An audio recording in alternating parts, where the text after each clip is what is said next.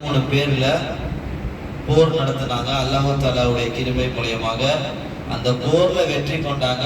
அந்த ஒரு ரஹமத்துல நாம இன்னைக்கு முஸ்லிமா இருக்கோம். அந்த போர்ல மட்டும் அந்த 313 சஹாபாக்கள் தோல்வி அடைந்திருந்தார்கள் என்றால் நாம் ஏன் காஃபிராக இருந்திருப்போம். ஒவ்வொரு காஃபிராக இருந்து ஒவ்வொரு தனமும் சுத்திட்டு இருந்திருப்போம். அப்ப அதுக்கே அல்லாஹ் தஆலாவுக்கு நன்றி செலுத்தணும். அது மட்டும் இல்லாம முதல் விஷயமாக அந்த 313 சஹாபாக்களுடைய விஷயத்துல நாம முதல்ல நன்றி செலுத்தணும். ஏன்னா அவ்வளவு பெரிய விஷயம். ஒரு சைடு சத்தியம், இன்னொரு சைடு அசத்தியம். ஆமாவா இல்லையா? நான் ஒரு ரசூலுல்லாஹ்வுடைய கூட்டம் வந்து சத்தியத்துக்கு சண்டை போட்டாங்க, அந்த சைடு உள்ளவங்க அசத்தியத்துக்கு சண்டை போட்டாங்க. அந்த சண்டையில 2 பேருக்கும் நடுவுல அந்த வெற்றியில ஒண்ணு மாற்றத்தை கொடுத்துச்சு.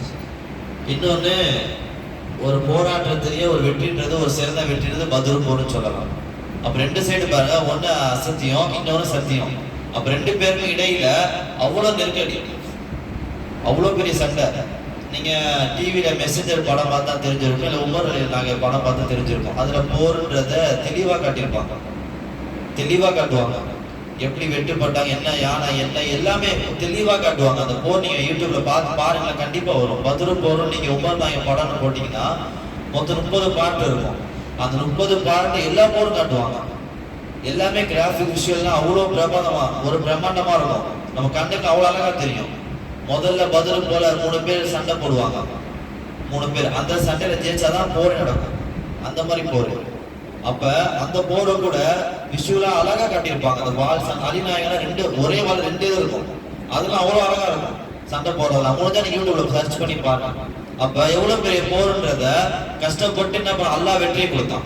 அவ்வளவு கஷ்டப்பட்டு சிம்பிளாலாம் ஜெயிக்கல, நெருக்கடியான சூழ்நிலை தான். அப்ப அவ்வளவு இதுல ஜெயிச்சிருக்காங்க. அது மட்டும் இல்ல, என்னன்னா அது அவ்வளவு பெரிய கூட்டம். அசத்திய கூட்டம்ன்றது பெரிய கூட்டம். ஆனா அசத்தியத்தை சத்தியமா இருக்கக்கூடிய கூட்டம் சின்ன கூட்டம். அந்த கூட்டம் எப்படி ஆயிடுச்சு? பெரிய கூட்டத்தை ஜெயிச்சிருச்சு. அசத்தியன்றது 1000 பேரு, எதிரணி வந்து 1000 பேரு. நம்ம எத்தனை பேர்? வெறும் 313 சஹாபாக்கள் மட்டும்தான். ஜெயிக்க முடியுமா? கஷ்டம். ஆனா அல்லாஹ் வெற்றியை கொடுத்தான். அது அவ்வளவு பெரிய வெற்றி. அல்லாஹ்க்கு மட்டும் தான் தெரியும் அது கராமத் எவ்வளவு நடந்துச்சுன்றது. அப்ப இவ்வளவு பெரிய கூட்டம். அடுத்து என்ன சொல்றாங்கன்னா, பத்ர் நடந்த ஹிஜ்ரி வந்து 2ஆம் ஆண்டு. இப்ப ஹிஜ்ரி வந்து 1447 கிட்ட போயிருச்சு. போர் நடந்து எவ்வளவு வருஷம் ஆகுது? 1000 வருஷம் மேல ஆகுது. 1400 வருஷம் ஆகுது. ஹிஜ்ரி 2 நம்ம இப்ப எவ்வளவு இருக்கோம்? 1447 கிட்ட நம்ம என்ன பண்றோம்? ஹிஜ்ரில இருக்கோம்னா நம்ம போர் நடந்து 1445 வருஷம் தாண்டி நம்ம உட்கார்ந்துருக்கோம். அந்த போர்ல எவ்வளவு கஷ்டப்பட்டு இருப்பாங்க. அவ்வளவு பெரிய சண்டை. அந்த போர் நடந்தது எப்ப? இந்த ஹிஜ்ரி எப்பனா ரமலான் மாசம் நடந்துச்சு. ரமலான் மாசம் கரெக்டா பெரிய 17 நடந்துச்சு. அதை மென்ஷன் பண்றாங்க. அப்ப அந்த ஒரு நினைவா என்ன பண்றோம்? அந்த பத்ர் சஹாபாக்கள் நினைவா கொண்டாடுறோம். என்ன கொண்டாடுறோம்? தராவி தொழுகிறோம், இஷா தொழுகிறோம், வித்ராஜி தொழுகிறோம், பயான் கேட்கிறோம், துவா கேட்கிறோம், அவங்க பேரை சொல்லுகிறோம். அவங்களுக்கு தான் கொண்டாடுறது நம்முடைய மார்க்கத்துல. அப்ப இந்த ஒரு விஷயத்துல ஒரு நாள் நம்ம அதை கஷ்டப்பட்டு அவங்க பேரை நம்ம நாவல சொல்லி நம்ம துவா செஞ்சோம்னா அல்லாஹ் என்ன பண்ணுவான்? பத்ர் சஹாபாக்கள் மூலியமாக நமக்கு துவாவை கபூல் செஞ்சு கொடுப்பான். ஆமீன். ஆனா நம்ம பேசுறோம், போர் எதுக்கு வந்துச்சு நம்ம பேசுறோம். ஆனா போருடைய காரணத்தை விளங்கிக்கணுமா இல்லையா? சில பேரை நம்ப மாட்டான். பத்ர் போர் நடந்துச்சா கேள்விக்குறியா கேட்கலாம். அது சிப்பான போர் தான் நினைக்கிறான். ஆனா போர்ல பாருங்க எல்லாருமே கஷ்டப்பட்டு நோம்பு வச்சிருந்தாங்க. அந்த 1000 நோம்பெல்லாம் கிடையாது. அந்த 1000 நோம்பு வச்சா இல்லையா நமக்கு தெரியாது. ஆனா 1000 பேர்ல பாருங்க இந்த 313 சஹாபாக்கள் நோம்பு வச்சு என்ன பண்ணாங்க? பத்ர் போர் களத்துல இறங்கி சண்டை போட்டாங்க. அந்த போருடைய காரணம் என்ன தெரியுமா? காரணம் சில பேருக்கு தெரியாது. நம்ம நினைக்கிறோம் இஸ்லாம் சண்டை போட்டாங்க, மார்க்க வந்துச்சுன்னா தெரியும். ஆனா அந்த போருடைய காரணத்தை நம்ம தெளிவா சொல்றாங்க. என்னன்னா குறைஷி தலைவன் சொல்லுவாங்க. குறைஷி தலைவன் யாருன்னா அபு சுஃபியான். அவர் மக்காவாசி தான். அந்த மக்காவாசி என்ன பண்ணாங்க? அபு சுஃபியான் அவங்க சஹாபி ஆயிட்டாங்க. முன்னாடி காஃபிரா இருந்தாங்க, ரசூலை ஏத்துக்கல, அது வேற ஒரு கட்டம். அந்த அபு சுஃபியான் எப்படி இருந்தாங்கன்னா இஸ்லாத்தை ஏத்துக்காம, ரசூலுல்லாவை ஏத்துக்காம அந்த சைடு இருந்தாங்க. எங்க அசத்தியத்து இருக்கு அந்த சைடு இருந்திருக்காங்க. அந்த அபு சுஃபியான் என்ன பண்ணா 30 பேரை கூப்பிட்டுக்கிட்டு எங்க என்ன போயிருக்காங்க? ஒரு பொருள் எடுக்க சிரியா நாட்டுக்கு போயிருக்காங்க. எங்க இருந்து? மக்கால இருந்து சிரியா நாட்டுக்கு அபு சுஃபியான் தலைமையில மக்கால உள்ள 30 பேர் எங்க போயிருக்காங்க? வியாபாரம் மூலியமாக, எல்லாம் கவனிக்கணும், வியாபாரம் மூலியமாக எங்க சிரியா நாட்டுக்கு போயிருக்காங்க. சிரியா நாட்டுக்கு போயிட்டு திரும்பி வரும் பொழுது அதே 30 பேர் வராங்க. போகும்பொழுது கையில ஒன்றும் இல்லை, வரும்பொழுது ஃபுல்லா பொருட்கள், நிறைய பொருட்கள் எடுத்துட்டு வராங்க. யார்? அபூ சுஃபியான் கூட்டம் 30 பேர். இதுல அப்படியே ஒரு கட்டம் வச்சுக்கோங்க. அடுத்து என்னன்னா, ரசூல்லா மக்கால இருந்து மதீனா ஹிஜ்ரத்துக்கு போனாங்களா இல்லையா? ஹிஜ்ரத்துக்கு போகும்போது எவ்வளவு சஹாபாக்களும் என்ன பண்ணாங்க, கஷ்டப்பட்டாங்க. சும்மா இல்ல காஃபிருங்க, அந்த குறைஷி மக்கள் அவ்வளவு தொந்தரவு பண்ணாங்க. அந்த தொந்தரவுக்கு பதிலாக ரசூல் என்ன பண்ணாரா, இப்ப இறங்கி அடிக்கலான்ற ஒரு எண்ணம். கதை விளங்குதா? முதல்ல மக்காவுக்கு போயிட்டு வராங்க, சிரியாவுக்கு போயிட்டு மக்காவுக்கு பொருள் எடுத்துட்டு வராங்க. வரக்கூடிய சிந்தனையில 30 பேர் தான் இருக்காங்க, நம்ம பழி வாங்குவோன்றத ரசூல்லா முற்றுகையிட என்ன பண்ணாங்க, ஒரு பிளான் வச்சிருந்தாங்க. அந்த பிளான் வச்சுட்ட பிறகு என்ன ஆயிடுச்சுன்னா, இந்த விஷயம் அவனுக்கு தெரிஞ்சிருச்சு, அபூ சுஃபியானுக்கு தெரிஞ்சிருச்சு. இது போர் காரணம் எது நடந்துச்சுன்னு சொல்றாங்க. அபூ சுஃபியானுக்கு தெரிஞ்ச உடனே என்ன பண்ணானா, ரசூலுல்லாஹ்வுடைய கூட்டம்ன்றது நல்ல தெளிவான கூட்டம், மதீனால மக்காவுக்கு போக வழி இருக்கு, ஆனா போனா கண்டுபிடிச்சா என்ன பண்ணாங்கன்னா, மதீனாவை சுத்தி செங்கல்ல வழி சொல்லுவாங்க. போல கால செங்கல் மக்காவுக்கு தான் தெரிஞ்சிருக்கும். செங்கல் வழியாக கூட்டம் வருது, அந்த சைடு வருது. இவன் விஷயம் தெரிஞ்சு என்ன பண்றான்னா, இவன் தூது அனுப்புறான் மக்காவுக்கு, என்ன போட்டுருவாங்க பயந்துருவான்னு சொல்லிட்டு, என்ன கொலை பண்ணுவான்னு சொல்லிட்டு என்ன பண்றாங்கன்னா, அபூ சுஃபியானு மக்காவுக்கு தூது அனுப்புறான். தூது அனுப்புனோடனே அங்க மக்கால உள்ள குறைஷி கூட என்ன பண்ணுச்சுன்னா, வர்த்தக குழு ஒரு கூட்டத்தை ரெடி பண்ணுச்சு. வர்த்தக குழு கூட்டம். அந்த கூட்டத்தை இவன் எதுக்கு கேட்டா, பாதுகாப்பு தான் கேட்டான். அவன் என்ன பண்ண, கூட்டத்தை ரெடி பண்ணிட்டான். ரெடி பண்ணிட்டு வர்த்தக குழு என்ற பெயர்ல கூட்டத்தை கூட்டு போயிட்டு இருக்கான். எவன் தலைமையில? அபூ ஜஹல். அவன் ரசூலுல்லாஹ்வோட சொந்தக்காரன் தான், ஆனா அவன் ரசூலுல்லாஹ் ஏத்துக்கல, காஃபிரா இருந்தான். இந்த போர்ல மோதா போயிடும் அவன். இந்த போர்ல அவன் என்ன பண்ணா, அபூ சுஃபியான்றது போருக்கு இது பண்ணல, ரசூலுல்லாஹ் போருக்கு இது பண்ணல. ரசூலுல்லாஹ் என்ன பண்ணாங்க, பழி வாங்கலாம்னு சொல்லிட்டு சிறைப்பிடிக்க தான் ரசூலுல்லாஹ், கொலை பண்ணலாம் போக மாட்டாங்க. சிறைப்பிடிக்க போதான் என்ன ரசூலுல்லாஹ் எண்ணம், பழி வாங்கலாம் முற்றுகையிடலாம் எண்ணத்துல ரசூலுல்லாஹ் இந்த சைடு போறாங்க.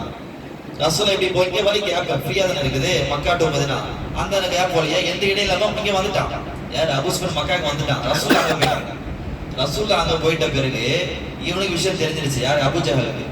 அவனும் சொல்லிட்டாங்க, அபூ சுஃபியான் அவனும் சொல்லிட்டாங்க, இந்த மாதிரி போவாதீங்க, நான் எல்லாம் எதுவுமே இல்லாம நான் வந்துட்டேன், மக்காவுக்கு வந்துட்டேன். இவன் என்ன பண்ணிட்டான், அது பெருசா எடுத்துட்டு வரல, நிராகரிச்சுட்டான். நிராகரிச்சுட்டு பத்ர் போர்ல இறங்கிட்டான். பத்ர் கலை, அந்த பத்ர், அந்த இடம் பேர் பத்ர், அதனால பத்ர் போர்னு சொல்லுவாங்க. அபூ சுஃபியான் வந்துட்டான், மக்காவுக்கு வந்துட்டான். ரசூலுல்லாஹ் அப்படி போயிட்டாங்க, மதீனாவுக்கு போயிட்டாங்க. மக்காவுக்கு திருப்பி வராங்க. மதீனால இருந்து மக்காவுக்கு செங்கல் வழியா வந்துட்டு இருக்காங்க. இவன் ரசூலுல்லாஹ் அடிக்கிறதுக்காண்டி கூட்டத்தை கூட்டிட்டு எங்க போறான்னா, மக்காவுக்கு இங்க போனா மதீனாவுக்கு போறாங்க. தானே வராங்க ரசூலுல்லாஹ், மதீனா அடிக்கிறதுக்கு இங்க இருந்து இவன் போறான். இவன் அபூ சுஃபியான் சொல்லிட்டாங்க, சொல்லி என்ன பண்ணா, நிராகரிச்சுட்டான். யார்? அபூ ஜஹல் கூட்டம் நிராகரிச்சுட்டு அந்த குழு என்ன போயிருக்குன்னா, கூட்டமா போயிருக்கு. கூட்டமா போறாங்க. அப்புறம் ரசூலுல்லாஹ்க்கு தெரிஞ்சிருச்சு, இவங்க கூட்டமா வராங்க. ரசூலுல்லாஹ்க்கு விஷயம் தெரிஞ்சுட்டு என்ன ஆயிடுச்சுன்னா, ரசூலுல்லாஹ் ஒரு பாதுகாப்புக்கு 313 சஹா, அப்ப ரசூலுல்லாஹ் கம்மியா தான் கூட்டு போயிருந்தாங்க. சண்டை போட போல நல்லா கவனிங்க. ஆனா அந்த 313 சஹாபாக்களை பாதுகாப்புக்கு தான் கூட்டு போனாங்க. யார்? ரசூலுல்லாஹ். கூட்டு போனோன்னே இவன் என்ன நினைச்சா, இறங்கி அடிச்சிடலாம் அப்படின்னு சொல்லி அது போர் ஆயிடுச்சு. இதான் போர் காரணமே. ரசூலுல்லாஹ் பழி வாங்க சொல்லி முற்றுகையிட தான் போனாங்க. ஆனா அபூ சுஃபியானும் சொல்லி இந்த அபூ ஜஹல் என்ன பண்ணிட்டான், ஒரு பெரிய கூட்டத்தை கூட்டு போய் போர் பண்ணலாம்னு சொல்லி பதில இறங்கிட்டான். இதான் போருடைய காரணமே, வேற எதுவுமே கிடையாது. சிம்பிள் காரணம் தான். இந்த காரணத்தை அவன் பெருசாக்கி அவனே மௌத்தா போயிட்டான். இது அவனுக்கு தான் பெரிய நஷ்டமாயிடுச்சு. என்ன ஆயிடுச்சுன்னா, மதீனாவுக்கு போயிட்டாங்க. மதீனாவுக்கு போகும் பொழுது ஃபுல்லா என்ன ஆயிடுச்சுன்னா, பெரிய அவங்க ஃபுல்லா 1000 பேர் பெரிய கூட்டம். அது கூட மென்ஷன் பண்றாங்க. எந்த அளவுக்குன்னா, ரசூலுல்லாஹ் கிட்ட ஒட்டகம் கம்மி, ஆனா அவங்க கிட்ட அதிகம். ஆயுதம் ரசூலுல்லாஹ் கிட்ட கம்மி, நான் அவங்க கிட்ட அதிகம். இவங்க 313 தான், அவங்க எத்தனை பேர்? 1000 பேர். எல்லாம் பேரு கொண்ட கூட்டம். போர் பண்ணும் காரணத்துக்காக போனதுனால என்ன ஆயிடுச்சுன்னா, அவங்க பெரிய ஆயுதமா போனானுங்க, குதிரை எல்லாம் எடுத்துட்டு போனாங்க. ரசூலுல்லாஹ் கிட்ட எதுவுமே கிடையாது. ஆனா ஒன்னொரு விஷயம் என்னன்னா, ரசூலுல்லாஹ் கூட்டத்திலேயே சில பேர் போர் பண்ண விருப்பம் கிடையாது. அது ஆயத்து அல்லாஹ் குர்ஆன்ல சொல்றான், கமா அஹ்ரஜக ரப்புக மின் பைத்திகன்றத பில் ஹக்னு ஆயத்து குர்ஆன்ல சொல்றான். அது என்ன சொல்றான்னா, உங்க இதுல போர் பண்ண சில பேருக்கு விருப்பம் கிடையாது. சில பேர் என்ன பண்றாங்க, போர் வேணாம்னு சொல்லி ஆசைப்படுறாங்கன்றத ஒரு ஆயத்துல வருது. அடுத்த ஆயத்துல அல்லாஹ் என்ன சொல்றாங்க, ரசூலுல்லாஹ் என்ன சொல்றாங்கன்னா, அன்சாரி சஹாபாக்கள் தான் இருக்காங்க. ஏன்னா இஸ்ரேலுக்கு போயிட்டாங்க, போன அப்புறம் தான் நடக்குது இது. அப்ப என்ன ஆச்சு, அன்சாரி சஹாபாக்கள்கிட்ட ரசூலுல்லாஹ் கேட்கிறாங்க, உன் மனநிலை என்ன, சண்டை போடலாமா வேணாமா கேட்கிறாங்க. ஏன்னா சில கூட்டம் வேணான்னுது, விருப்பப்படுது, சில கூட சண்டை வேணான்றது. அப்ப ரசூலுல்லாஹ் மனநிலையை செக் பண்றதுன்னு கேட்கிறாங்க. அப்ப என்ன சொன்னாங்கன்னா, சில சஹாபாக்கள் அபூபக்கர் நாயகம் சொன்னாங்க, அதெல்லாம் பண்ணிக்கலாம். அபூபக்கர் நாயகம் ரசூலுல்லாஹ் கூட இருக்கிறவங்க. உமர் நாயகம் தைரியசாலி, லெஃப்ட்லயே சண்டை போடுவாங்க, எவன் வந்தாலும் ஒரே வெட்டுறாங்க. உமர் நாயகம் அவ்வளவு தைரியமான நபர். அவர் 2 பேரும் ஓகேன்னுட்டாங்க. சொல்லிட்ட பிறகு அதை ஒரு ஹதீஸ்ல வருது. இந்த விஷயத்தை உணர்ந்துக்கணும் ஒரு சஹாபி, அவங்க பேர் என்ன, ஸஹத் இப்னு உபாதா. ரசூலுல்லாஹ் கேட்கிறாங்க, எங்க மதீனால இருந்துகிட்டு அப்ப அந்த சஹாபி சொல்றாங்க, அல்லாஹ் மீது ஆணையாக நான் என்ன பண்றேன், உங்களை நான் ரொம்ப நேசிக்கிறேன். ரசூலுல்லாஹ் சொல்றாங்க, நான் உங்களை ரொம்ப நேசிக்கிறேன், நீங்க சொன்னா எதை வேணா செஞ்சிருவேன் அப்படின்னு சொன்னாங்க. அவங்க மாற்று இடத்துல வைக்கல, சண்டெல்லாம் வேணாம் சொல்லல. அல்லாஹ் மீது ஆணையாக சொல்லிட்டு நீங்க என்ன விரும்பினீங்களோ அதை நான் செய்யறேன். அடுத்து என்ன சொல்றாங்க, நீ கடல்ல முழுச்சுனா நான் மூழ்கி நான் மௌத்தா போறேன்னு சொன்னாங்க சாபி. நீ கடல்ல போய் முழுக சொன்னா கூட என்ன பண்ணுவேன், நான் மௌத்தா போறேன்னு சொல்லி ரசூல்லா கிட்ட அந்த சஹாபி இப்னு உபாதா சஹாபி சொல்லிட்டாங்க. சொல்லிட்ட பேர் ரசூல்லாக்கு கொஞ்சம் சந்தோஷம். நம்ம கூட்டம்ன்றது நம்ம சப்போர்ட் பண்றாங்கிறத ரசூல்லா கூட்டம் சந்தோஷமாயிருச்சு. சந்தோஷம் ஆன பிறகு இன்னொரு சஹாபி இருந்துச்சாங்க, அவங்க பேர் மிக்தாத் சஹாபின்னுவாங்க. மிக்தாத் ரலியல்லாஹு அன்ஹு. அந்த சஹாபி என்ன பண்ணாங்கன்னா எந்திரிச்சிட்டு, நீங்க சண்டை போடுங்க நான் வரலன்னு சொல்லி மூசா நபி கூட்டம் சொல்லுச்சு. அந்த மாதிரி நான் சொல்ல மாட்டேன், ரசூலுல்லாஹ் சொல்றாங்க. அந்த மாதிரி நான் சொல்ல மாட்டேன், யாரும் சொல்லலாம். ரசூலுல்லாஹ் நீங்க சொன்னது போல அல்லாஹ் சொன்னது போல என்ன பண்ணலாம், நம்ம போரிடலாம், நம்ம சண்டை செய்யலாம்ன்றது சொன்னோன்னே ரசூலுல்லாஹ்க்கு என்ன ஆயிடுச்சுன்னா, முன்னாடி பின்னாடி சரி வல பக்கம் இட பக்கம் நான் நின்று சண்டை போடுறேன் தைரியமா சொன்னாங்க. ரசூலுல்லாஹ்க்கு சொன்னோடனே ஒரே சந்தோஷம், முகம் ஃபுல்லா பிரகாசம் ஆயிடுச்சு. ஏன்னா பின்வாங்கல யாருமே, அவங்க வந்துட்டானுங்க 1000 பேர், இவங்க 310 பேர்ல சில பேர் பின்னாடினா சண்டை போட கஷ்டம், ஜெயிக்க முடியாது. ஆனா சொன்னோடனே ஒரே சந்தோஷம், எல்லாருமே ரெடி ஆயிட்டாங்க போருக்கு. போருக்கு ரெடி ஆயிட்ட பிறகு தயாராகிறாங்க. மொத்தம் எத்தனை குதிரைன்னா 3 குதிரை, 313 பேருக்கு வெறும் 3 குதிரை. அடுத்து என்னது 9 உருக்கு சட்டை. உருக்கு சட்டைன்னா ஒரு கடினமான சட்டைன்னு சொல்லலாம். அதை இப்போ போடுறாங்களா, சேஃப்டி கார்டு போடுறாங்க மிலிட்டரி கார்டு, அந்த மாதிரி. அது எத்தனை இருக்கு, 313 பேருக்கு வெறும் 9 தான் இருக்குது. அடுத்து என்னன்னா 8 ஆயுதங்கள், வல ஆயுதங்கள்னு சொல்லுவாங்க. வாள் வேற, வல ஆயுதங்கள் ஒன்று வேற. அது 8 தான் இருக்குது. அடுத்து ஒட்டகம்ன்றது 313 பேருக்கு 70 தான் இருக்குது. யார்கிட்ட, சஹாபாக்கள் கூட்டம் கிட்ட மொத்தம் இவ்வளவுதான் இருக்கு. 3 குதிரை, 20 ஒட்டகம், 9 உருக்கு சட்டை, 8 வல ஆயுதங்கள் இவங்க கிட்ட இருக்குது. அவங்க கிட்ட எத்தனை இருக்குன்னா 100 குதிரை இருக்கு. இவங்க கிட்ட 3, ஆனா இவங்க கிட்ட 100 குதிரை இருக்குது. இவங்க 70 ஒட்டகம், அவங்க 700 ஒட்டகம் இருக்குது. எல்லாத்துலயும் பாருங்க மெஜாரிட்டி அதிகம் யாருக்கு, அசத்திய கூட்டம் தான், அந்த அபுஜஹல் கூட்டம் தான். அப்ப யுத்தம் அந்த ஆயுதம்ன்றது பல ஆயுதம் இருக்குது. நம்ம கிட்ட இருக்குது 8 தான் இருக்குது, ஆனா அவங்க கிட்ட இருக்குது பல ஆயுதம். அப்ப ஆள்லயும் அதிகம், அந்த ஒட்டகம் குதிரை எல்லாத்துலயும் என்ன ஆயிடுச்சு, அதிகமாயிருச்சு. மெஜாரிட்டி எங்க அதிகமா இருக்குது, ஜெயிக்க வாய்ப்பு அவங்க கிட்ட தான் இருக்குது. எப்படி நம்ம ஜெயிக்க முடியும், கஷ்டம் தான். 310 பேர் 1000 பேர் சண்டை போட முடியுமா, வாய்ப்பே கிடையாது. என்ன ஆயிடுச்சுன்னா சண்டை போட போயிட்டாங்க, அல்லாஹ் வெற்றியை கொடுத்துட்டான். வெற்றியை கொடுத்து அதுல மவுத் ஷஹீதானவங்க எத்தனை பேர்னா 14 பேர். அவன் மவுத்துன்னு சொல்லக்கூடாது, ஷஹீதுன்னு சொல்லணும். போர்ல யாரு சண்டை போட்டு இறந்துறாங்களோ அவங்க ஷஹீதுன்னு சொல்லுவாங்க. ஷஹீதோட அந்தஸ்து யாருக்குன்னா சொருக்கு டைரக்டா சொல்லுவோம், கேள்வியே கிடையாது ஷஹீதானா. இப்ப கூட நீங்க இந்த காலகட்டத்துல நீங்க இஷ்டத்தே சண்டை போட்டு மௌத்தா போனா ஷஹீத் தான். அதான் சஹாபாக்கள் ஹோட்டல் நம்ம கூட இப்ப ஒரு பள்ளிக்கு சண்டை போடுறீங்க, பள்ளிக்கான சண்டை போட்டு நீங்க அந்த விஷயம் மௌத்தா போனீங்கன்னா ஷஹீதோட நன்மை தான் அல்லாஹ் கொடுப்பான். ஏன்னா அது அர்த்தத்தை விளங்கிக்கணும். ஷஹீதுன்றது நம்ம மார்க்கத்துக்காக சண்டை போட்டு மௌத்தா போறதா ஷஹீதுன்னு சொல்லுவாங்க. அந்த ஷஹீது எத்தனை பேர், 14 பேர் ஆனாங்க. அந்த 14 பேரையும் மென்ஷன் பண்றாங்க. அப்ப பாருங்க 313 பேர்ல 14 பேர் என்ன பண்ணிட்டாங்கன்னா ஷஹீத் ஆயிட்டாங்க. போர் வெற்றி ஆயிடுச்சு. ஆனா இந்த போர் வெற்றியான பிறகு அந்த படிப்பு நமக்கு என்ன விஷயம், அதான் பயான்னு பார்க்க போறோம். மொத்தம் சின்ன படிப்பினை கொஞ்சம் மட்டும் தான்.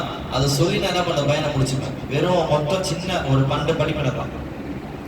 முதல் படிப்பு என்னன்னா, அன்று அந்த பத்ர் நடந்த போர்க்களத்துல உள்ளத்துல சாகும்போது என்ன இருந்துச்சுன்னா சத்தியமோட தான் இருந்துச்சு, அசத்தியமே கிடையாது. அவங்க என்ன இருந்துச்சுன்னா அல்லாஹ் நம்ம காப்பாத்தோம்னு சொல்லிட்டு என்ன இருந்துச்சுன்னா சத்தியத்தோட சொந்த முதலாம் பார்க்கல. இதான் முதல் படிப்புல நமக்கு என்ன விளங்குதுன்னா, ஒரு மார்க்கத்துக்கு ஒரு தம்பி வந்தா கூட என்ன பண்ணணும், அவனை அடிச்சுட்டு போயிட்டே இருக்கணும், பேசவே கூடாது, தம்பின்னு விட்டு கூட கூடாது. இதான் சொல்றாங்க. பத்ருக்கிறது இறங்க சஹாபாக்கள்ல இந்த சைடு யாரு, தந்தை, அங்க மகன், வெட்ட மனசு வருமா, இங்க அண்ணன் அங்க தம்பி, வெட்ட மனசு வருமா, அங்க செச்சா, இங்க எல்லாருமே பாப்பா, எல்லாம் கலந்து இருக்காங்க. வெட்ட மனசே வராது. ஏன்னா மனசு இருக்குல்ல, ஒரு தந்தை பிள்ளையை வெட்ட முடியும். ஆனா இதுல அந்த படிப்பு நமக்கு அதான் சொல்றாங்க. பதிர்காலத்துல சஹாபாக்கள் இறங்க எல்லாமே சத்தியத்துக்கு இறங்குறவங்க சொந்த மதத்தை பார்க்க கிடையாது. இதான் முதல் படிப்புல. உமர் நாயகம் இங்க நிற்காங்க, அவங்க மாமா அங்க இருக்காங்க. தைரியமா மாமாலாம் இல்ல போடான்னு சொல்லி ஒரே வெட்டுதான். பார்க்கலாம் இல்ல ரசூல்லா கூட்டம், ஏன் ரசூல்லா எதிர்த்து நிக்கிறியா, நான் மாமாலாம் அவன் பார்க்க மாட்டேன். அடுத்து என்ன சொல்ற, அபூபக்கர் நாயகத்துடைய யார் மகன், சொந்த மகனை கொலை பண்றாங்க அந்த கூட்டத்துல. மனசு வருமா, மனசு வராது. அப்ப இவ்வளவு பெரிய கூட்டம் பாருங்க. அம்சா அலி ரலியல்லாஹு 2 பேருடைய சிறிய தந்தை மகன் 3 பேரு, உத்துபா, ஷைபா, வலித் பின் உத்துபா 3 பேர் இருக்காங்களா. அந்த 3 பேரும் எதிரணி கூட்டம். இங்க யார் இருக்கா, அம்சாவுடைய கூட்டம், சிறிய தந்தையுடைய மகன், அவங்க எடுத்து வளர்த்த தந்தையுடைய மகன் தான். கெட்ட மனசு வருமா, வராது. ஆனா அவங்க என்ன பண்ணாங்கன்னா, ரசூலுல்லாஹ்க்கு நீ எதிராக நிக்கிறியா, நான் உன்னை வெட்டுறேன்னு சொல்லி கொலை பண்ணாங்க. இதுதான் முதல் படிப்பினை. மார்க்கத்துக்கு உங்க சண்டையில அண்ணன் தம்பி வந்தா கூட பரவாயில்ல, அத்தா வந்தா கூட பரவாயில்ல, மகன் வந்தா கூட பரவாயில்ல, செஞ்சா யாரு வந்தாலும் பரவாயில்ல, நீ என்ன பண்ணணும்? கேட்கணும். கொலை பண்ணிட எடுத்துட கொலை பண்ணிடக்கூடாது. முதல்ல பொறுமை கேட்கறதா நம்ம சொன்ன படிப்பினை. இது முதல் படிப்பினை, பதில் காலத்துல நமக்கு தெரிவிக்கிறது. ரெண்டாவது என்ன சொல்றாங்கன்னா, எதிரியோட சண்டை போற நேரத்துல அல்லாஹ்வோட துவான்னு ரசூலா கொடுத்தாங்க. ரசூல்லா கூட துவா செய்யலன்னா அந்த போர்ல தோத்துருப்பாங்க எல்லாருமே. பாருங்க, இதுல என்ன சொல்றாங்கன்னா, நீங்க ஏதாவது ஒரு விஷயம் பண்ணி முதல்ல துவா கேட்டுல என்ன பண்ணணும், விஷயத்தை ஆரம்பிக்கணும். இது ரெண்டாவது படிப்பினை. இதுல என்ன சொல்றாங்க, பதில் போர் நடக்க போற நேரத்துல அந்த முதல் ரசூல் என்ன பண்ணா, தூங்கவே இல்லை. நைட்ல இருந்து தூங்காம காலையில வர துவா கேட்டுட்டே இருந்தாங்க. அருமையான துவா குர்ஆன்ல வருது. என்ன கேட்கிறாங்க அல்லாஹ் ரசூலா, என்ன கேட்கிறாங்கன்னா, நீ எனக்கு வாக்களித்ததை என்ன நிறைவேற்றக்கூடிய அரபே. இது முதல்ல துவா கேட்டாங்க. ரெண்டாவது என்ன கேட்டாங்கன்னா, நீ எனக்கு வாக்களித்தது எனக்கு முதல்ல வழங்கு. இது ரெண்டாவது. அடுத்து என்ன கேட்டாங்கன்னா, இறைவா இந்த கூட்டம் அழுதுருச்சுன்னா உன்னை வணங்க எவனுமே இருக்க மாட்டான். இது கேட்டாங்க ரசூலுடைய துவா. அழுது கேட்டாங்கன்னா, எனக்கு வாக்களித்ததை நிறைவேற்றி கொடு, எனக்கு வாக்களித்ததை வழங்கு. மூணாவது என்ன கேட்டாங்கன்னா, இந்த கூட்டம் அழிஞ்சிருச்சுன்னா போர்ல ஒருவேளை உன்னை வணங்க எவனும் இருக்க மாட்டான்னு சொல்லி ரசூலா துவா கேட்டாங்க. இது ரசூலா துவா கேட்டு ஹதீஸ்ல முஸ்லிம் கிதாப்ல வருது, ஆதாரத்தோட இருக்குது. முஸ்லிம் கிதாப் வந்தோம்னா அதுக்கு ரசூலா என்ன பண்றான், ரசூலாவுக்கு அல்லாஹ் ஒரு ஆயத்தை இறக்குறான். 9ஆம் ஜுஸ்ல ஆயத்து வருது. அந்த ஆயத்துல அல்லாஹ் என்ன சொல்றான்னா, நீங்க கேட்டது போல என்ன பண்ண அணியா எப்படி 1000 பேர் இருந்தானுங்க, அதே போல இங்க 1000 பேர் யார் இறக்கணும், அல்லாஹ் மலக்கு மேல இறக்கணும். ரசூல்லா துவாவை அல்லாஹ் கபூல் செய்யணும். அழுது நம்ம அழுது கேட்டாலும் அது துவா கபூலாக்கணும்னு சொல்றாங்க இல்லையா? இப்ப ரசூல்லா அழுது துவா கேட்கும் பொழுது அந்த துவா என்ன பண்ண அல்லாஹ் கபூல் செஞ்சு அணியா 1000 மலக்கு வர என்ன பண்ண ரசூல்லா அந்த பதில் போல இறங்கினான். இங்க வாழை தூக்க அங்க தலை வரும், வெட்டவே இல்லை, ஆனா தலை அங்க விழுந்துச்சு. காரணம் மலக்குமா வெட்டினாங்க. அல்லாஹ் ரசூலுடைய துவா. இதெல்லாம் உண்மையான முஅஜிஸாத். இதெல்லாம் நம்ப மாட்டாங்க, ஆனா நம்பிதான் ஆகணும். இங்க வாழை தூக்குனா அங்க தலை விடும். அப்ப அவ்வளவு பெரிய சம்பவம் நடந்தது பாருங்க. யார் பண்ணா? இந்த போர்ல ஜெயிச்சதுக்கு காரணம் ரெண்டே. ஒன்னு ரசூலுடைய துவா, இன்னொன்னு மலக்குமார்கள் அல்லாஹ் கொடுத்த ஒரு முஅஜிஸாத்னு சொல்லலாம். இது ரெண்டாவது படிப்பினை. அடுத்த மூணாவது என்ன சொல்றாங்கன்னா, அந்த பத்ர் சஹாபாக்கள் இடத்துல உறுதியான ஈமான் இருந்துச்சு. சண்டை போட முடியுமா? 303 பேர், அங்க 1000 பேர், அங்க ஓடிடலாம்ப்பா. மனசு வரும் எல்லாருக்குமே. ஏன்னா மௌத்தா பேட்டா முடிஞ்சு 1000 பேர் நம்ம ஜெயிக்க நம்பிக்கை முதல்ல இருக்கணும். ஆனா அவன்கிட்ட இருந்துச்சு, உறுதியா நம்பிக்கை இருந்துச்சு. அடுத்து என்ன இருந்துச்சு, நல்ல அமல்கள் இருந்துச்சு அவங்க கிட்ட. சஹாபாக்கள் தப்பே பண்ணது கிடையாது, பாவமே பண்ணதில்லை. சஹாபாக்கள் ரசூலுல்லாஹ் கூட்டத்துல பாருங்க, எல்லாருக்குமே உறுதியான ஈமான் இருந்துச்சு 313 சஹாபாக்கள் இடத்துல. அதே போல என்ன இருந்துச்சுன்னா, அந்த 313 சஹாபாக்கள் இடத்துல நல்ல அமல்கள் இருந்துச்சு. அந்த ஒரு காரணம் என்ன பண்ண அல்லாஹ் வெற்றியை கொடுத்தான். இந்த சூரா 40ஆவது சூரா 51 ஆயத்துல வருது. இது எடுத்து நான் மூணாவது படிப்பேன். நாலாவது என்ன சொல்றாங்கன்னா, அந்த வெற்றி கிடைக்க அல்லாஹ்வுடைய துவான்றது ஆழமா நம்பிக்கை முதல்ல இருக்கணும். அல்லாஹ்ட்ட துவா கேட்டுட்டோம் பலிக்குமா அப்படின்றத நம்ம யோசிக்க கூடாது. இது பதில் காலத்துல நமக்கு சொல்லக்கூடிய நாலாவது படிப்பினை. சில பேர் இருப்பான் உலகத்துல ஒரு கண்ணோட்டமா இருப்பான், நம்ம துவா செய்ய கபூல் செய்வானா, அதெல்லாம் செய்ய மாட்டான்ப்பா, நம்மளே ஒரு பாவி அப்படின்னு நினைக்க கூடாது. ஆனா அப்படி அவங்க அப்படி இல்லை. ரசூலா கூட்டம், ரசூலா கூட்டத்துல எல்லாரும் என்ன பண்ண துவா செஞ்சாங்க. துவா செஞ்சு கண்ணோட்டம் எப்படி இருந்துச்சு, அல்லாஹ் கபூல் செய்வான்றது ஒரு கண்ணோட்டம் இருந்துச்சு. யார்கிட்ட? 303 சஹாபாக்கள் சேர்த்து. அது என்ன ஆயிடுச்சுன்னா, துவா என்ன பண்ணா அல்லாஹ் என்ன பண்ணா துவா கபூல் செஞ்சு கொடுத்தான். அப்ப முதல்ல என்ன இருக்கணும், நம்ம கிட்ட ஆழமா நம்பிக்கை இருக்கணும். முதல்ல நான் அல்லாஹ்வை நம்புறேன், நான் துவா செஞ்சு அல்லாஹ் கபூல் செஞ்சு கொடுப்பான் அப்படின்றத முதல் நம்பிக்கை இருந்தாதான் நமக்கு என்ன பண்ணுவோம், அல்லாஹ் எல்லா துவாவும் கபூல் செஞ்சு கொடுப்பான். நீங்க துவா செஞ்சு வெளியே போயிட்டு கபூல் செய்வான்னு ஒரு சந்தேகம் நினைச்சு அல்லாஹ் நான் துவா கபூல் செய்ய மாட்டான். அப்ப நம்ம என்ன நினைப்போம், அல்லாஹ் துவா கபூல் செய்யலன்னு நினைப்போம். ஆனா நம்மகிட்ட இருக்கிறதா குறை, ஆனா முதல்ல வெளிப்படுத்தக்கூடாது. நம்ம அந்த குறைய மறைச்சிக்கிட்டு துவா செஞ்சா கபூல் செய்வான்ற எண்ணத்தோட நம்ம துவா செஞ்சோம்னா அல்லாஹ் என்ன பண்ணுவான், கண்டிப்பா வெற்றியை கொடுத்துருவான். இது நாலாவது படிப்பினை. அஞ்சாவது என்ன சொல்றாங்கன்னா, அல்லாஹ்வும் சரி ரசூலும் சரி கட்டுப்பட்டு இருக்கணும். இது சஹாபாக்கள் இருந்தாங்க. சஹாபா என்ன சொன்னாங்க, நான் அல்லாஹ்க்கு நான் கட்டுப்பட்டு என்ன பண்ண இறங்குறேன், ரசூலுக்கு நான் கட்டுப்பட்டு நான் போர்ல இறங்குறேன்றத என்ன பண்ணாங்க, அந்த சஹாபாக்கள் சொன்ன ஒரு காரணம் முழுக்க என்ன பண்ணாங்க, வெற்றி அல்லாஹ் கொடுத்தான். இது அஞ்சாவது படிப்பினை. ஆறாவது என்ன சொல்றாங்கன்னா, ஒற்றுமைக்கு கிடைத்த பரிசு. இப்ப மார்க்கத்துல அங்கங்க சண்டை போட்டு செஞ்சுட்டு இருக்காங்க, ஒற்றுமையே கிடையாது. ஒற்றுமை என்ன செய்தா வந்துடும் உள்ள. அது குடும்பமா இருக்கட்டும், நண்பன் கூட்டமா இருக்கட்டும், எது வந்தாலும் சரி. ஒரு குடும்பத்துல ஒரு அண்ணன் தம்பி லைட்டா சண்டை வந்தா கூட சேர்த்தா உள்ள வந்துருவான். உள்ள வந்து என்ன பண்ணுவான்னா அந்த கூட்டத்தையே மொத்தம் பிரிச்சிருவான். அது சின்ன சண்டையா தான் இருக்கும், ஆனா பேசிட்டு கைகளை பாய் நீ போப்பா, நீ என் தம்பியே இல்லை, நான் மௌத்த நினைச்சுன்னு சொல்லி என்ன பண்ணுவான், அது பிரிச்சிருவாங்க சண்டையே. அப்படி இருக்க கூடாது. ரசூலுல்லாஹ் கூட்டத்துல மதீனாக்கு ரசூலா போறதுக்கு முன்னாடி அவுஸ் கஸ்ரஜ்னு சொல்லுவாங்க ஒரு நபர். அவர் ரசூலாக்கு முன்பின் மாதிரி தான் இருந்தார். ஆனா மதீனாக்கு போன பிறகு ரசூலாவை பார்த்து ரசூலா ஒற்றுமையாகி அந்த ஒற்றுமையோட அன்சாரி சஹாபாக்கள் போர்ல இறங்கினாங்க. அல்ல வெற்றியை கொடுத்தாங்க. இப்ப அங்க மட்டும் ஒற்றுமைலாம் சண்டை போட ஜெயிச்சிருக்க முடியும், போர்ல ஜெயிச்சிருக்க முடிஞ்சிருக்காது. அவங்க ஒற்றுமை என்ன பண்ணாங்கன்னா ஒற்றுமை ரசூலா கூட இருந்தாங்க. அந்த இருந்த ஒரு நோக்கத்துல என்ன பண்ணாங்க, போர்ல ஜெயிச்சாங்க. ஒற்றுமை என்ன ஜெயிச்சிருக்க மாட்டோம். நம்ம சொல்ற படிப்பு என்னன்னா ஒற்றுமைன்றது எல்லா இடத்துலயும் இருக்கணும். அது குடும்பமா இருக்கணும், நன்மை கூட்டமா இருக்கணும், எல்லாமே இருந்தாதான் நம்ம எல்லாம் ஜெயிக்க முடியும். இது எத்தனாவது படிப்புல? 6வது படிப்புல. 7வது என்ன சொல்றாங்கன்னா எல்லா காரியம் இருந்தாலும் சரி இக்லாஸோட செய்யணும். இக்லாஸ்னா மன ஓர்மைன்னு சொல்லுவாங்க. இப்போ தொழுகிறோம், மன ஓர்மை இல்லைன்னா தொழுவெல்லாம் ஏற்றுக்க மாட்டா, நமக்கு அதில் நிம்மதி கிடைக்காது. சில பேரை ராகத்தா தொழுவான்னுவாங்க, அந்த நிம்மதி கிடைச்சு தொழுவாங்க. அவங்கள மன ஓர்மையா தொழுதுருப்பாங்க. அந்த இக்லாஸ்ன்றது நம்ம என்ன எல்லாருக்குமே தேவைப்படுது. பத்ர் போர்ல கூட ரசூல் என்ன பண்ணாங்கன்னா ஒரு கூடாரத்துல எல்லாருமே இருந்தாங்க. கூடாரத்துல உட்கார்ந்து இருக்கும் பொழுது ரசூல்லா கூப்பிட்டாங்க. வானமும் சரி பூமியும் சரி, அதை விட சொர்க்கத்துடைய பால் இருக்கு வாங்கன்னு சொல்லி ரசூலா கூப்பிட்டாங்க. வானத்தை கிடைக்காத பால், பூமி கிடைக்காத பால், சொர்க்கத்தோட பால் என்ன பண்ணாங்கன்னா நல்லா கொடுத்தா போல கராமத்து மூலியமாக. சஹாபாக்கள் என்ன பண்ணாங்கன்னா ஓடி வந்த எல்லா சஹாபாக்களும் ஓடி வந்த என்ன பண்ணா இக்லாஸோட வந்தாங்க. இக்லாஸோட வந்து அல்லாஹ் கொடுத்துருப்பான் நம்பிக்கையோட வந்து என்ன பண்ணாங்கன்னா அந்த பால் யார் வாங்கினா உமைர், அந்த சஹாபி உமைர்னு சொல்லுவாங்க. ரசூலா பார்த்து ஆஹா அப்படின்னு ஒரு இதுவா கேட்டாங்க சிரிச்சுக்கிட்டே. ரசூலா கேட்டா என்னப்பா ஆஹான்றீங்க அப்படின்னு. ரசூலா எனக்கு அதை இருக்கிறது அப்படின்னு உனக்கு எல்லாம் கொடுத்துருக்கான்னு சொல்லி என்ன பண்ணா அந்த பாலை கொடுத்தாங்க. அந்த பாலை குடிச்சிட்டு அந்த பத்ர் போற சமயத்துல பசி, ரொம்ப பசி, சகர் டைம்ல, அந்த டைம்ல நோம்பு தானே, ஒரே பசி. அந்த என்ன பண்ணா பேரிச்சம்பழத்தை சாப்பிட்டுட்டு இருந்தாங்க. நிறைய பேரிச்சம்பழம் இருக்கு போல அவங்க கிட்ட. 2-3 சாப்பிட்டு இருக்கும் பொழுது ஒரு என்ன நினைப்பு, இந்த பேரிச்சம்பழம் சாப்பிட்டு டைம் ஆயிடும் போல, எனக்கு சண்டை போடணும்னு சொல்லி ஆர்வத்தில் இருந்தாங்க. இப்போ பேரிச்சம்பழம் சாப்பிட முடிக்க ரொம்ப நேரம் ஆகும், அது கொஞ்ச நேரம் தான் ஆகும். பதில் போகணும்னு நேரம் இருக்குது. ஆனா என்னத்தை பாருங்களேன், ஒரு இக்லாஸோட இருந்தாங்க. போர்ல ஜெயிக்கணும் எண்ணம். எப்பதான் பேரிச்சம்பழம் காலியாகும்னு சொல்லி என்ன பண்ணாங்கன்னா அந்த பேரிச்சம்பழத்தை தூக்கி போட்டுட்டு போர்தான் அவங்க சண்டை போட்டு என்ன பண்ணாங்க, போர்ல சகிதானாங்க. எவ்வளவு பெரிய விஷயம் பாருங்க. இதான் மன ஓர்மைன்னு சொல்லுவாங்க. மன ஓர்மைன்னு தொழுகையில தான் முதல்ல கிடைக்கும். அந்த தொழுகை நம்ம கிட்ட இப்ப என்னது நம்ம கிட்ட கிடையாது. உண்மையான விஷயம். ரமலான் தொழுதுருவோம் அல்ஹம்துலில்லாஹ். ஆனா ரமலானுக்கு பிறகும் கிடைக்கும் நேரத்தில் நம்ம தொழுதோம்னா அது இக்லாஸ் என்ன பண்ணுவோம்ல, நம்ம ஹயாத்திலும் என்ன பண்ணுவோம் கூடயே கொடுத்துருவோம். இது எத்தனை படிப்பேன்? 7வது படிப்பேன். அடுத்து 8வது என்ன சொல்றாங்கன்னா மையத்து, அதான் மௌத்தா போனட்ட ரசூலா பேசினாங்க. அது நமக்கு சொல்றாங்க. சில பேர் ஏத்துக்க மாட்டான்.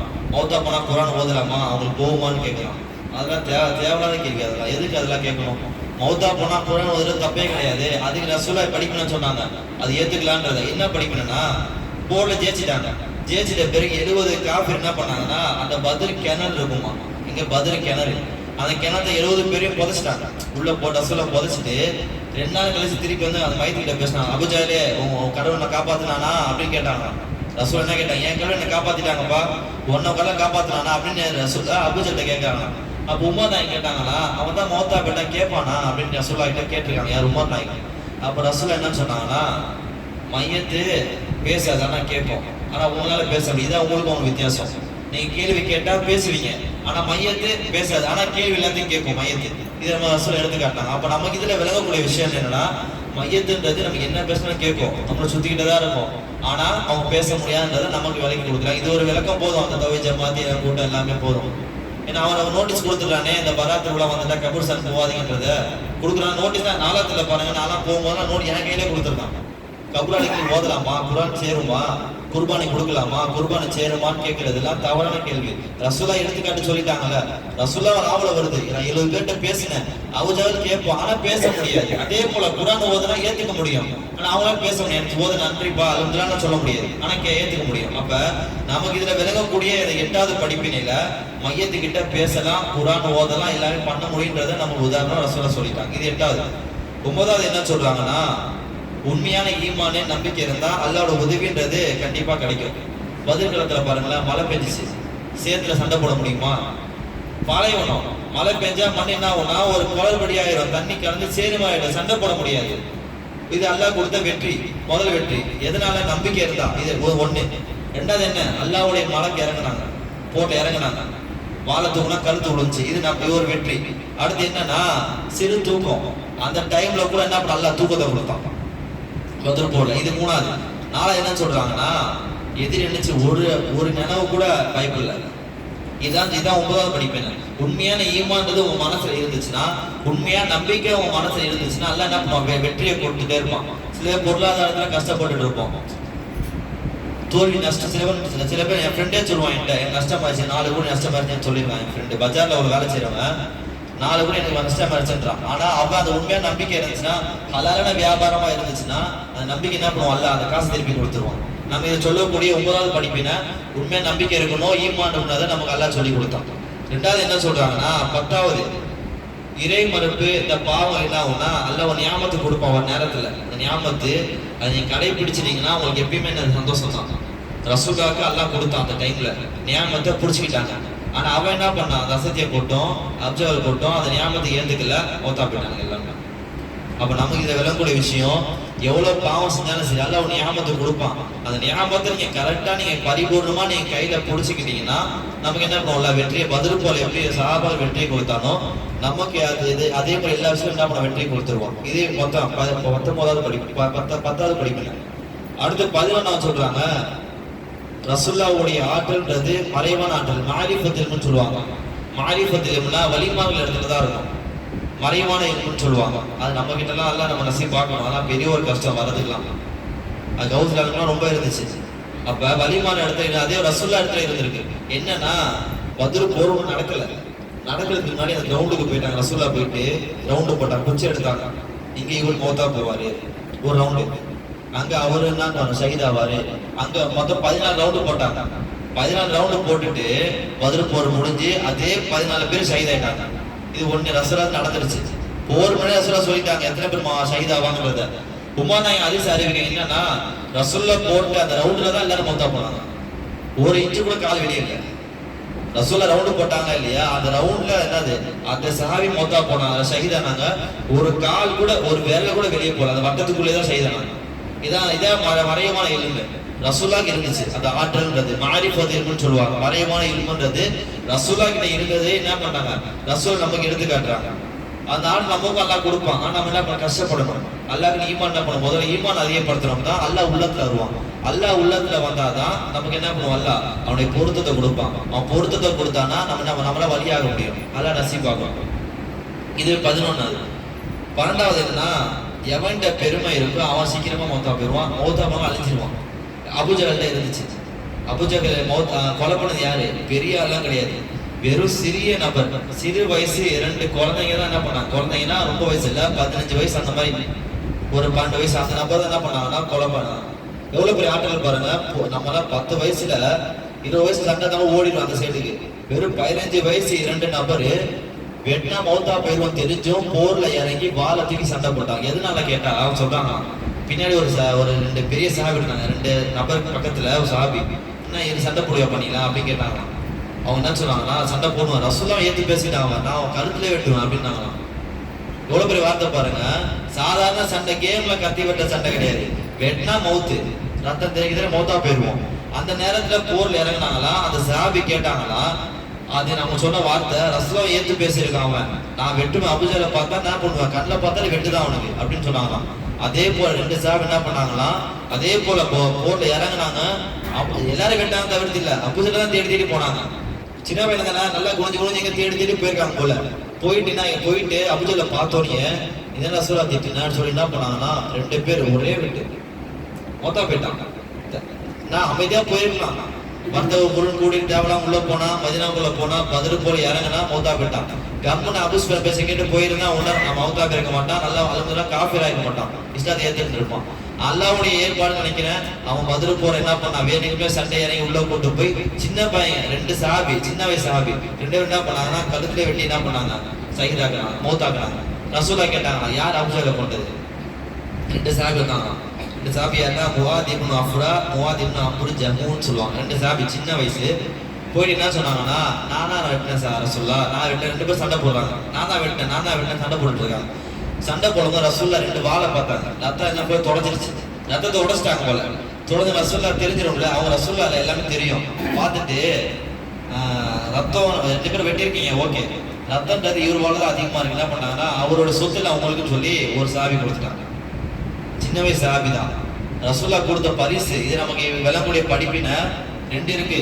பெரும் அடிச்சா அவன் கண்டிப்பா என்ன பண்ணுவான், அழிஞ்சிருவான். மௌத்தா போறது ஒரு விஷயம், அல்லா எல்லாருக்கும் மௌத்து கொடுத்துட்டான். ஆனா பெருமடிச்சா உலகத்துல அவனுக்கு பெரிய சோதனை வேற யாருக்கும் எல்லாம் கொடுக்க மாட்டான். இது ஒண்ணு. ரெண்டாவது என்னன்னா, நீங்க மார்க்கத்துக்கு எதிராக இருக்கணும்னா நீங்க கொலை பண்ணீங்கன்னா, கொலை பண்ண முடியாது, நீங்க ஏத்து பேசுனீங்கன்னா அந்த இதுக்கு என்ன பண்ணுவோம், அல்ல ஒரு பதில் ஜவாப் என்ன பண்ணுவோம், பெரிய ஞாபகத்தை கொடுத்துருவோம். அங்க ரசூலை ஏத்து பேசினதான் அபூஜஹல் வெட்டாங்க 2 சஹாபியும்.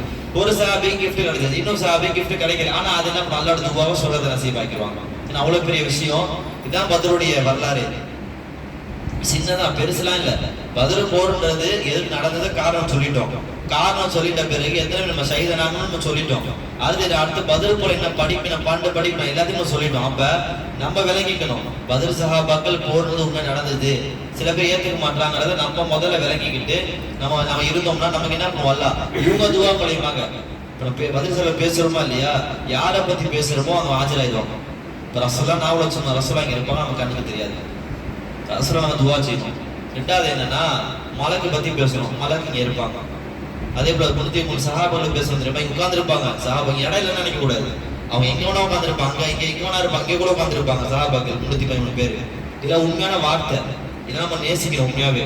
அப்ப நம்ம யாரை பத்தி சின்ன இருப்பாங்க. அதே போலதான் ரசூலா பேசியிருக்கோம், சஹாபாக்கள் பேசியிருக்கோம், இங்க உட்கார்ந்துருக்காங்க. நம்முடைய நம்ம எல்லாருடைய கஷ்டத்தை பார்த்துட்டு இருக்காங்க. இப்ப நீங்க அந்த நாமம் திருநாமத்தை சொல்லும் பொழுது நீங்க ரலியல்லாஹு சொன்னா மட்டும் போதும். நான் பேரு சொல்லுவேன், 303 சஹாபாக்கள் பேரை மட்டும் தான் சொல்லுவேன். நீங்க ரலியல்லாஹு சொன்னாலே அந்த பேருக்கு சொன்ன நன்மை அல்லாஹ் கொடுத்துருவான். அவ்வளவு பெரிய ஞாபகத்தான பேரை நம்ம சொல்ல போறோம். நீங்க அதை எங்கேயும் எந்திச்சு வெளியே போயிடாம கொஞ்ச நேரம் நீங்க இருந்தீங்கன்னா அந்த சஹாபாக்கள் பேரை கேட்டுட்டு நம்ம துவா செய்ய வீட்டுக்கு போனோம்னா அவங்க துவா நம்ம கண்டிப்பா கிடைச்சிடும். ஒருவேளை நீங்க துவா செஞ்சு வீட்டுக்கு போகும்பொழுது நீங்க வீட்டை கால வைக்க மாட்டீங்க, அது ஒரு கஷ்டம் போயிடும். உங்களுக்கே தெரியாது, ஏன்னா அவங்க அவ்வளவு பெரிய சீதவியான 3 பேரு ரசூலா கூடத்துல இருந்திருக்காங்க. அப்ப அவங்க துவா கிடைக்கணும்னா நம்ம கண்டிப்பா இருந்துட்டு இந்த மனுஷன் இருக்கணும், அதெல்லாம் நம்ம பார்க்கணும். சில நம்ம துவா நம்ம பேர் ஓதுவோம் சொல்ல, நீங்க ரலியல்லாஹு சொன்னா மட்டும் போதும். சரிங்களா?